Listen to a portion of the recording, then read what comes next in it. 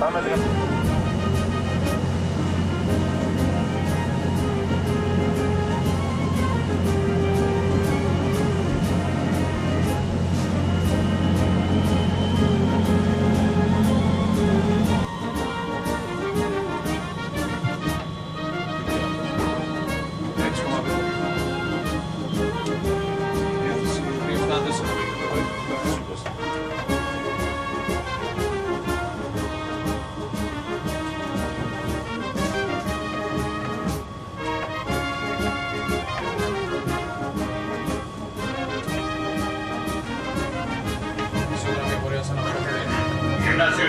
Γυμνάσιο, γενικός συναγερμός, γυμνάσιο.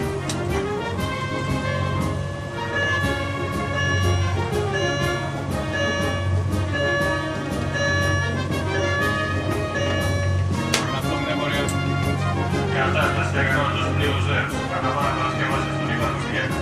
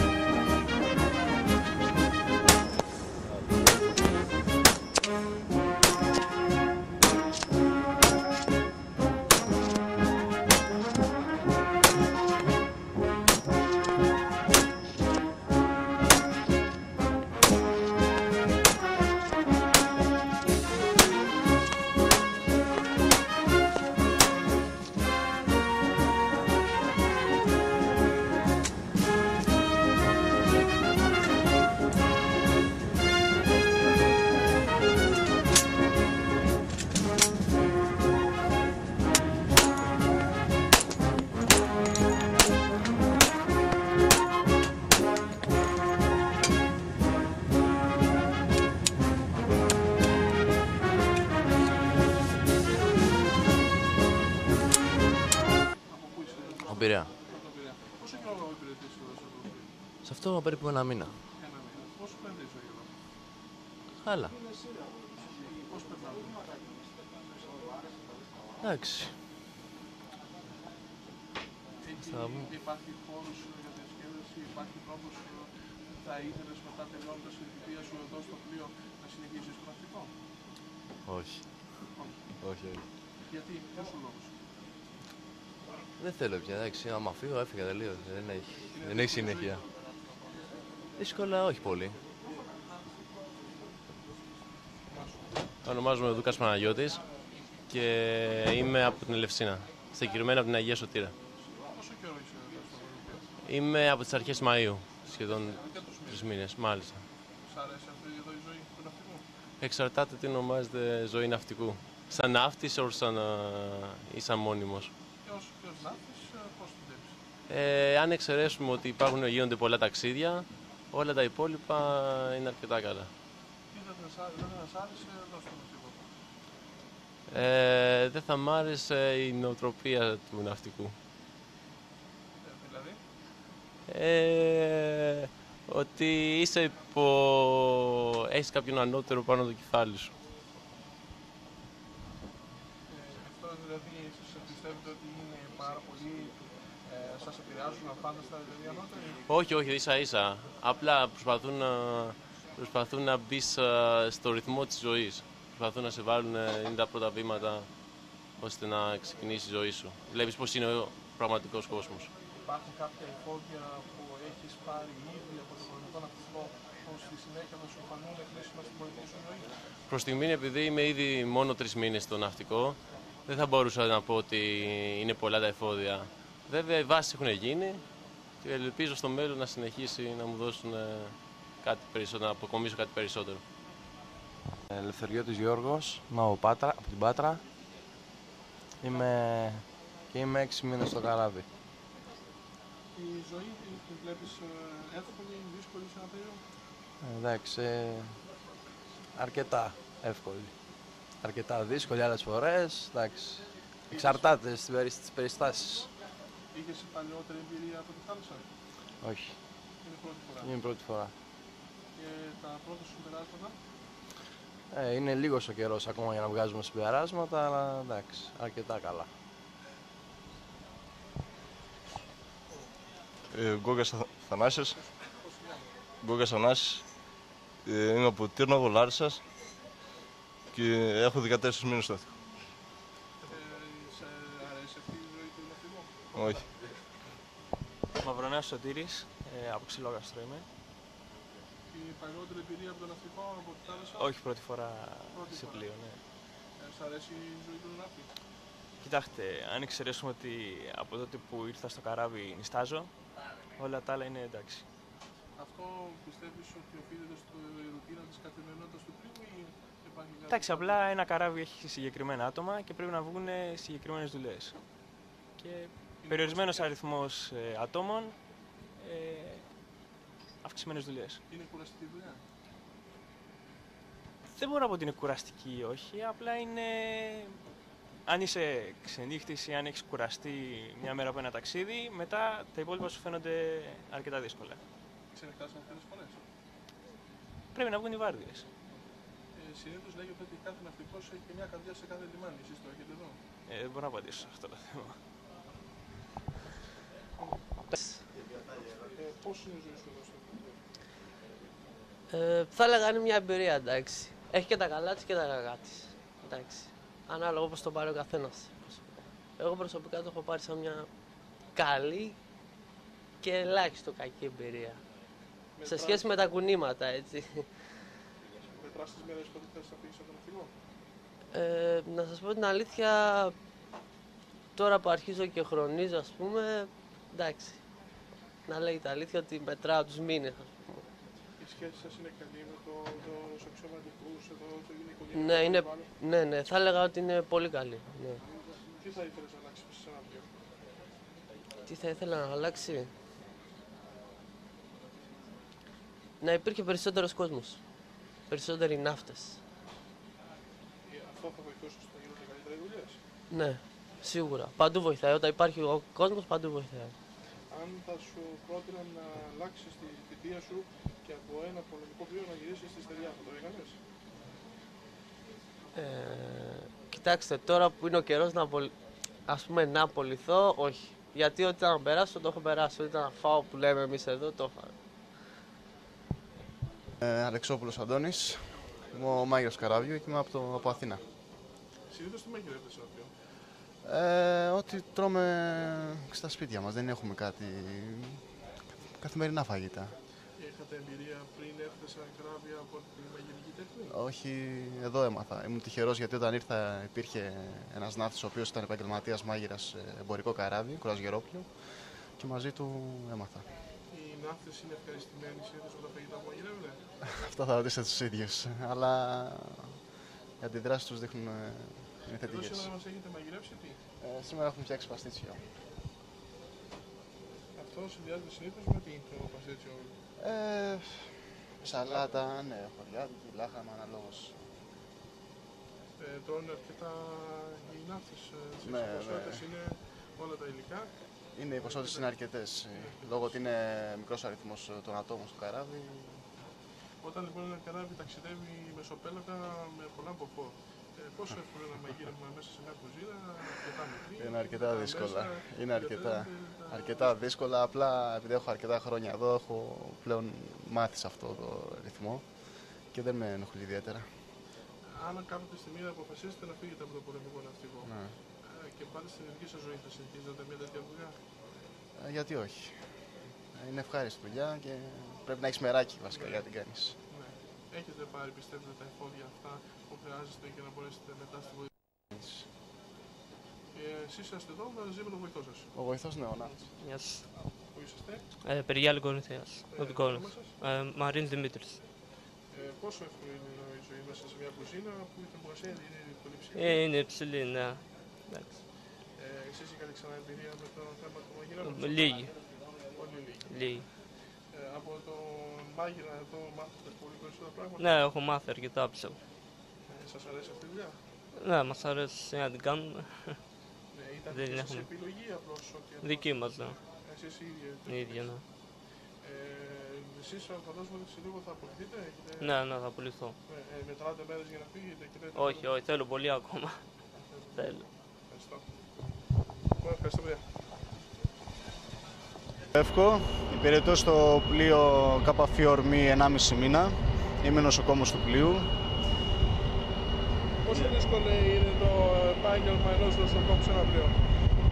Είναι και δύσκολο και επικίνδυνο για το λόγο του ότι δεν προσφέρει τα κατάλληλα μέσα χειρουργείο, γιατρό με μεγαλύτερη ειδίκευση στην ειδικότητα της νοσηλευτικής και της ιατρικής γενικότερα. Γι' αυτό το λόγο είναι κάπως επικίνδυνα. Υπάρχουν όλα τα μέσα σε ένα πλοίο για να μπορέσει να δώσει ο νοσοκόμος τις πρώτες βοήθειες σε κάθε... Βεβαίως υπάρχουν όλα τα μέσα. Και εμείς οι ίδιοι έχουμε εκπαιδευτεί για να μπορέσουμε να ανταπεξέλθουμε σε κάποια κατάσταση υγειονομική. Υπήρξε κάποιο περιστατικό που χρειάστηκε να... Στο συγκεκριμένο πλοίο όχι. Γενικώς στην καριέρα μου στο ναυτικό έχει τύχει να κάνω και χειρουργείο σε γόνατο και σε στοματική κοιλότητα. Τι είναι αυτό που μέσα σε ένα πλοίο δεν είναι καλό, δεν βοηθάει στη δουλειά σας? Επαναλαμβάνετε. Υπάρχει κάτι μέσα σε ένα πλοίο που δεν σας βοηθάει στο να κάνετε κάθε δουλειά? Συνήθως είναι ο κόσμος του, αν δεν είναι συνεργάσιμος, όχι κάτι άλλο. Μόνο από τον κόσμο. Ένας νοσοκόμος σε ένα πλοίο, η δουλειά του φαντάζομαι δεν θα είναι μόνο να ασχολείται μόνο με αυτά τα περιστατικά, τα επίγοντα. Έχει και κάτι άλλες υποχρεώσεις και κάποιες άλλες... Βεβαίως. Η ειδικότητα του νοσοκόμου είναι βασικά για να βοηθάει κάποιον ασθενή κάποια συγκεκριμένη ώρα. Επειδή δεν υπάρχουν συνέχεια περιστατικά, σαφώς και τις υπόλοιπες ώρες της ημέρας ασχολείται κάπου αλλού, σε κάποιο άλλο γραφείο. Οι ελεύθερες ώρες πώς περνάει κανείς πάνω στο πολεμικό πλοίο? Πιστεύω ότι σε ένα πολεμικό πλοίο είναι πολύ ευχάριστες οι ελεύθερες ώρες. Υπάρχει κάτι το οποίο θα θέλατε να αλλάξετε σε ένα πλοίο? Όχι. Η σχέση με τους υπόλοιπους ναύτες, συναδέλφους σας? Πολύ καλές με όλους. Πάρα πολύ καλές. Υπάρχει σύνδεση πάντα Ορίστε. Υπάρχει ένα οικογενειακό περιβάλλον. Ναι, ναι. Και ο λόγος είναι το ότι λείπουμε πολλές μέρες το χρόνο ταξίδι. Κώστας Βεντούρης. Η μητέρα μου είναι από την Κένια, ο πατέρας μου από την Κίμολο. Κιμολιάτης. Η επιλογή να έρθει στο πολεμικό ναυτικό πώς έγινε? Γιατί μου άρεσε ο στρατός και ήταν να έρθω να υπηρετήσω και αποφάσισα να μείνω μόνιμος. Πόσα χρόνια τώρα είσαι στο στρατό? 10, από το 93. Πόσο εύκολη είναι η ζωή ενός ναυτικού? Εύκολη, δεν θα το έλεγα εύκολη. Εντάξει, είναι άμα κάνεις κάτι που σ' αρέσει, σου φαίνεται εύκολο, αλλά στην ουσία δεν είναι εύκολο.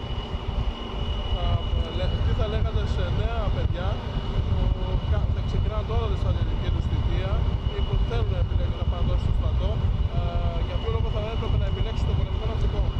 Απλά να μην το βλέπουν όπως ακούγεται έξω ότι είναι σαν αγκαρία και να τους αρέσει πάνω απ' όλα. Υπάρχει κάτι σε ένα πλοίο που είναι κακό και θα έπρεπε να αλλάξει?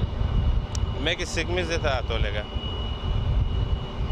Ποιο ήταν το δυσκολότερο πράγμα στα 10 χρόνια που είστε στο ναυτικό που χρειάστηκε να κάνετε?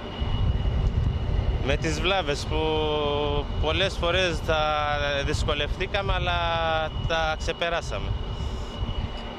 Μετά από κάποια διάσωση από ένα ταξίδι σε ένα από τα μικρονήσια, τα πολλά που έχει το Αιγαίο, αισθανθήκατε πληρότητα ως άνθρωπος, ότι κάτι προσφέρατε στο κοινωνικό σύνολο? Σίγουρα, μετά από κάθε ταξίδι νιώθεις μια ανακούφιση, ξεκούραση, νιώθεις να ευχαριστιέσαι που φτάνεις στο λιμάνι. Νιώσατε ποτέ τους ανθρώπους στα λιμάνια από αυτούς που έχετε εξυπηρετήσει, που σας βλέπουν καθημερινά, να έχουν μια καλύτερη μεταχείριση προς εσάς? Σίγουρα, σίγουρα. Αυτό το έχουμε δει και στα πρόσωπά τους. Δεν είναι η ίδια αντιμετώπιση όταν σαν πολίτες που βγαίνουμε έξω, ας πούμε, με τα πολιτικά και με τα στρατιωτικά. Εάν ξαναγυρίσατε 10 χρόνια πριν, θα ξανακάνατε το ίδιο επάγγελμα? Σίγουρα, σίγουρα. Ευχαριστώ. Είμαι από την Ορεινή Κορινθία. Γενικά εντάξει, καλά περνάμε εδώ. Ψιλοπροβλήματα υπάρχουν, γιατί έχει μια νοοτροπία το καράβι, μπορεί να είναι μικρό σε χώρους και σε άτομα, αλλά επικρατεί η νοοτροπία των καλών και των κακών. Αυτό έχω καταλάβει εγώ, παρόλο ότι είμαι λίγα χρόνια. Είμαι σχεδόν ένα χρόνο στο καράβι, έχω καταλάβει αυτή την νοοτροπία. Βασικά, εγώ η ειδικότητά μου είναι για ξηρά, σαν τεχνίτης, και πρέπει να κάνω 2 χρόνια στόλο. Με το που ήρθα στόλο άρχισα πέσαν όλοι πάνω για να με φάνε. Είναι εύκολο σε ένα ο οποίος υπηρετήσε στο πολεμικό ναυτικό να κάνει οικογένεια και να ζήσει οικογενειακά λείποντας συνεχώς? Λείποντας συνεχώς όχι. Γιατί ξέρουμε ότι σύμφωνα με το δόγμα του πολεμικού ναυτικού ότι έχουμε γίνει και ωκεάνιο τώρα. Εννοώ δηλαδή ότι φεύγουν καράβια για περσικό 6μήνα, 3μήνα, 4μήνα και οπότε ο κόσμος δεν μπορεί να κάνει οικογένεια. Είναι αυτή η διάκριση που γίνεται σε θαλάσσιους και σε τεχνικούς οι οποίοι είναι στις ξηράς και αυτοί μπορούν να κάνουν οικογένεια. Αυτή, βασικά για μένα αυτό πιστεύω ότι είναι η μεγαλύτερη διάκριση που γίνεται στο ναυτικό. Σε όλο αυτό το διάστημα που υπηρετείτε στο πολεμικό ναυτικό, σας δόθηκαν ευκαιρίες να αποκτήσετε εφόδια που θα σας είναι χρήσιμα όποτε εσείς αποφασίσετε να φύγετε από το ναυτικό και σαν ιδιώτες να δραστηριοποιηθείτε? Σαν ιδιώτε δεν θα το έλεγα ότι μπορώ να κάνω και κάτι έξω, γιατί από τη στιγμή που μπήκα στο ναυτικό ξέρω ότι για 35 χρόνια θα είμαι πλήρωμα του πολεμικού ναυτικού. Οπότε δηλαδή όταν θα φύγω σε σύνταξη 53 χρονών θα προτιμήσω να ξεκουραστώ ή να κάνω κάμια διακοπή, να κάνω κάμια βόλτα. Βασικά αυτό είναι ο στόχος. Τώρα για γνώσεις εμπειρίας μπορώ να τις χρησιμοποιήσω και έξω κατά τη διάρκεια της στρατιωτικής ζωής. Τι εννοώ, σαν δεύτερη δουλειά, σαν ένα συνεργείο και σαν ένα οτιδήποτε άλλο. Όπως και γίνεται. Τι θα προτείνατε για τους νέους που θέλουν να αποφασίσουν τώρα το τι θα κάνουν στην επαγγελματική τους ζωή? Θα τους προτείνατε να έρθουν στο πολεμικό ναυτικό? Θα τους πρότεινα να έρθουν. Γιατί νομίζω ότι είναι μια καλή λύση, ειδικά με την ανεργία που υπάρχει έξω αυτή τη στιγμή και με την περίοδο που διακινεί και η χώρα μας, με όλους τους ξένους και όλη τη Σάρα και τη Μάρα που έχουν μαζευτεί εδώ. Νομίζω ότι είναι μια καλή ευκαιρία για τον νέο να ασχοληθεί. Αλλά είναι και το πρόβλημα ότι έχει περάσει η νοοτροπία έξω ότι οι ένοπλες δυνάμεις με το που θα μπεις μέσα θα σε κυνηγήσουν, θα σου κάνουν, θα σου ράνουν. Νομίζω ότι αυτή είναι η νοοτροπία η λάθος που έχει περαστεί. Το πολεμικό ναυτικό, πέρα από το στρατιωτικό και επιχειρησιακό του ρόλο, έχει και κοινωνικό. Αλλά το θέμα είναι ότι με όλες τις διασώσεις που έχουμε κάνει δεν έχουμε τιμηθεί εμείς. Δηλαδή τυχαίνει και πάμε σε νησιά και θέλουμε να φύγουμε, ιδίως το καλοκαίρι. Έχει τύχει να δέσουμε σε νησί του Νοτιοανατολικού Αιγαίου καλοκαίρι και να μας πούνε φυγείτε γιατί ενοχλεί τον κόσμο ο οποίος κοιμάται. Έχει συμβεί και αυτό, αλλά πιστεύω ότι είναι μια εξαίρεση. Δεν πιστεύω να έχουν αυτή τη γνώμη τους για το πολεμικό ναυτικό. Εάν προσαρμόζεσαι ανάλογα με τις συνθήκες και αναλόγως το καράβι που υπηρετείς, είναι εύκολα.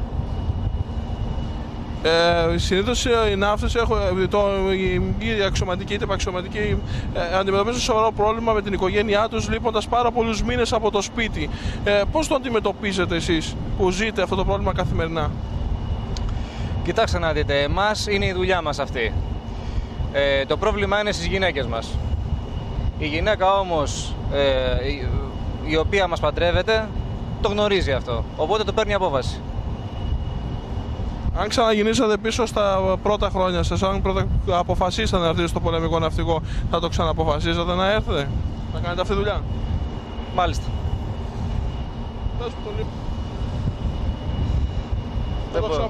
Δεν μπορώ να βρω κάποιο λόγο τώρα.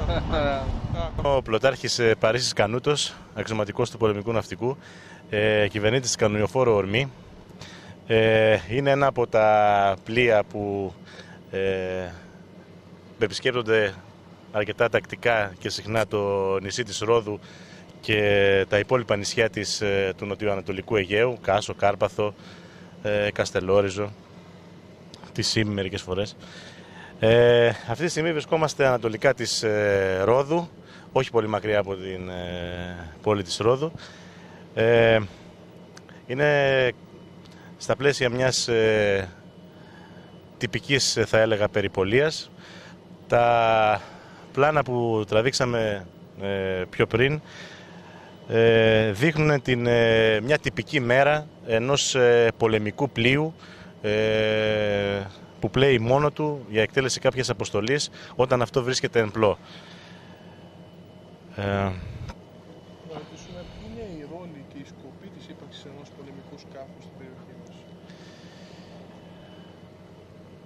Όχι μόνο το συγκεκριμένο σκάφος, αλλά και όλα όσα είναι διασπαρμένα στα νησιά του Ανατολικού Αιγαίου έχουν, θα έλεγα, έναν διτό ρόλο. Ξεκινούμε από τον καθαρά στρατιωτικό και επιχειρησιακό τους ρόλο, που είναι η παρουσία στα ανατολικά μας σύνορα.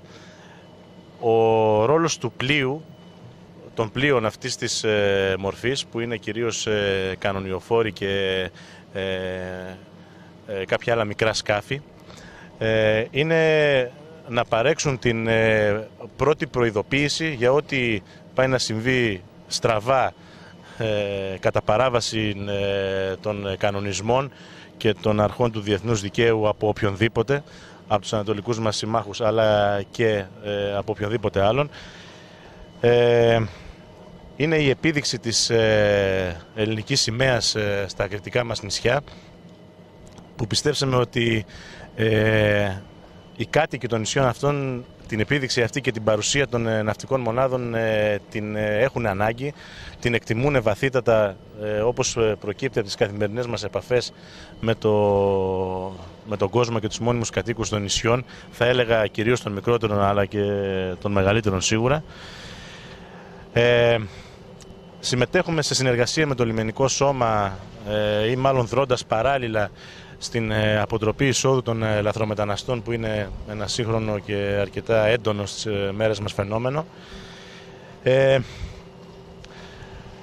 Αυτό θα έλεγα ότι είναι το επιχειρησιακό μας έργο και ο ρόλος μας σαν πολεμικό ναυτικό στα ανατολικά μας σύνορα.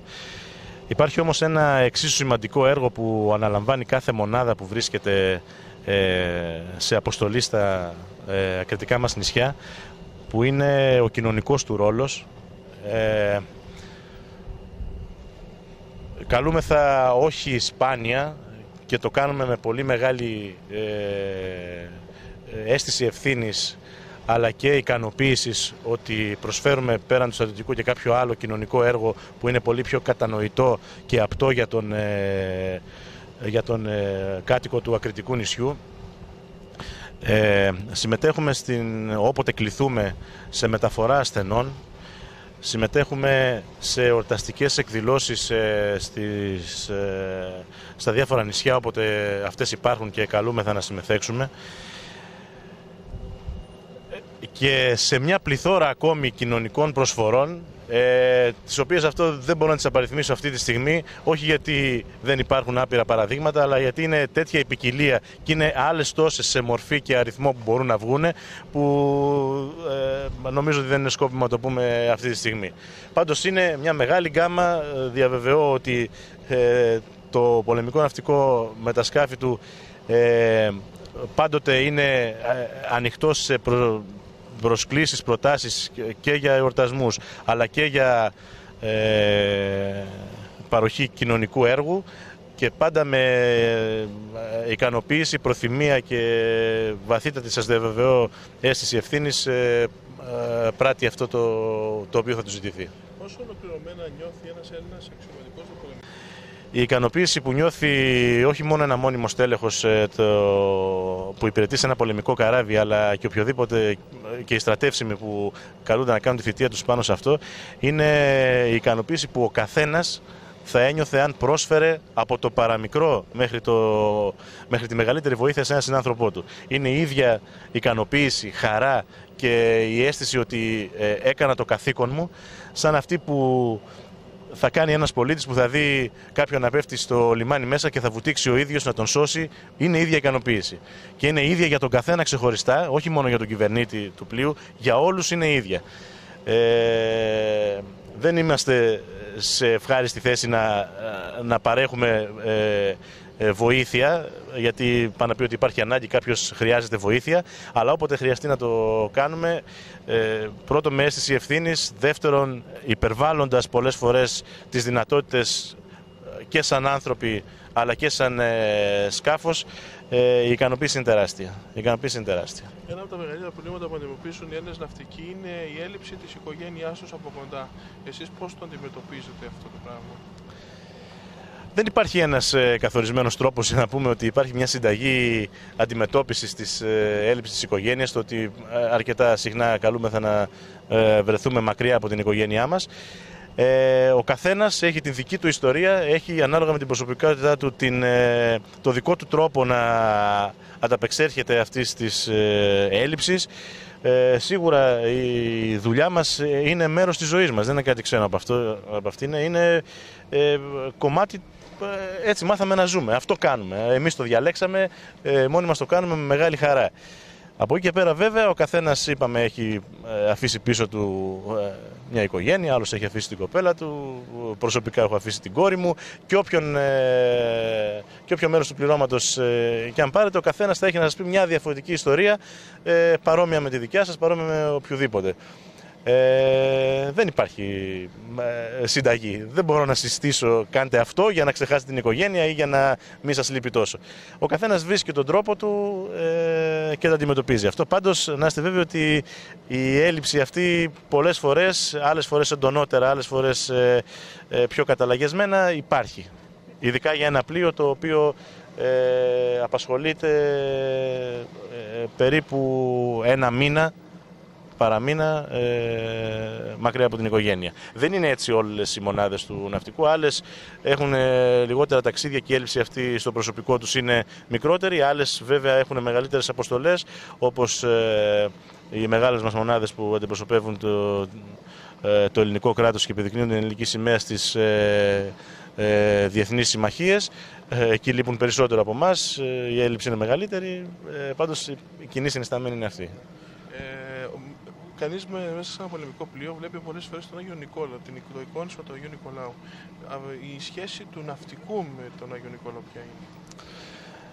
Η σχέση του ναυτικού και όχι του αξιωματικού ή του πληρώματος πολεμικού πλοίου είναι μην πάει το μυαλό σας στην σχέση που έχει το πυροβολικό με την Αγία Βαρβάρα. Δεν υπάρχει παραλληλισμός. Είναι κάπως έτσι, αλλά είναι σε πολύ μεγαλύτερο βαθμό. Ο Άγιος Νικόλαος τον νιώθουμε, τον θέλουμε να είναι πάντα ένα μάτι που από πάνω μας κοιτάει, μας βλέπει. Έχουμε την ανάγκη του, ζητούμε την προστασία του, ευχαριστούμε για την εύνοιά του. Δεν είναι ο φόβος για τη θάλασσα, δεν είναι επικίνδυνες καταστάσεις που κάνουν τον ναυτικό, τον Έλληνα, αλλά και πιστέψτε με, το έχω δει γιατί έχω συναναστραφεί και με πληρώματα ξένων καραβιών που δεν είναι χριστιανοί ορθόδοξοι, που τον Άγιο Νικόλαο ή κάπου τον έχουν ακούσει, πάντως σε όλους εμπνέει σεβασμό. Τον χρειάζονται, τον χρειαζόμαστε, τον θέλουμε. Θέλουμε να μας κοιτάει με την άκρη του ματιού του όποτε είμαστε ταξίδι. Θα παροτρύνατε τους νέους ανθρώπους να επιλέξουν το επάγγελμα του αξιωματικού του πολεμικού ναυτικού? Ίσως είμαι το πιο ακατάλληλο πρόσωπο πάνω σε αυτό το καράβι για να παροτρύνω κάποιον να ακολουθήσει το επάγγελμα του ναυτικού. Είμαι ο κυβερνήτης αυτή τη στιγμή για έναν αξιωματικό του πολεμικού ναυτικού. Είναι η ύψιστη τιμή που του κάνει η πατρίδα του να του εμπιστευτεί ένα καράβι, μικρό ή μεγάλο δεν έχει σημασία, με το υλικό του, με τους ανθρώπους του πάνω απ' όλα μάλλον. Αυτή τη στιγμή έχω τέτοια περηφάνεια και τέτοια αίσθηση του καθήκοντος μέσα μου, που η συμβουλή μου τυπικά θα ήταν ότι αξίζει για κάποιον που έχει μια τέτοια φιλοδοξία να ενταχθεί στα στελέχη του πολεμικού ναυτικού σαν αξιωματικός ή σαν υπαξιωματικός μέσα από τις σχολές που υπάρχουν. Αλλά θα σας επαναλάβω ότι δεν είμαι αντιπροσωπευτικό δείγμα. Αυτή τη στιγμή νιώθω τόσο περήφανος που είμαι κυβερνήτης αυτού του καραβιού, που η γνώμη μου ίσως θεωρηθεί και λίγο υπερβάλλουσα.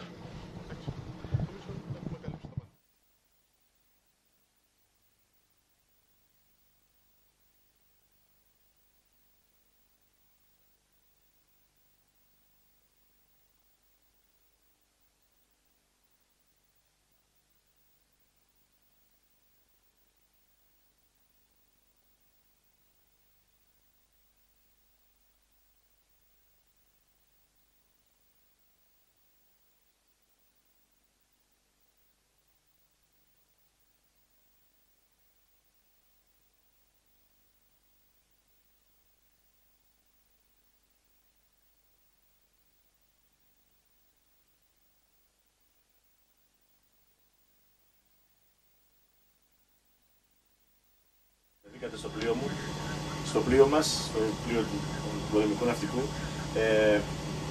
Ήταν μεγάλη χαρά, όπως σας είπα και κατηδία προηγουμένως, να φιλοξενούμε ανθρώπους στο μέσο μαζικής ενημέρωσης που καλοπροαίρετα ανεβαίνουν στο πλοίο.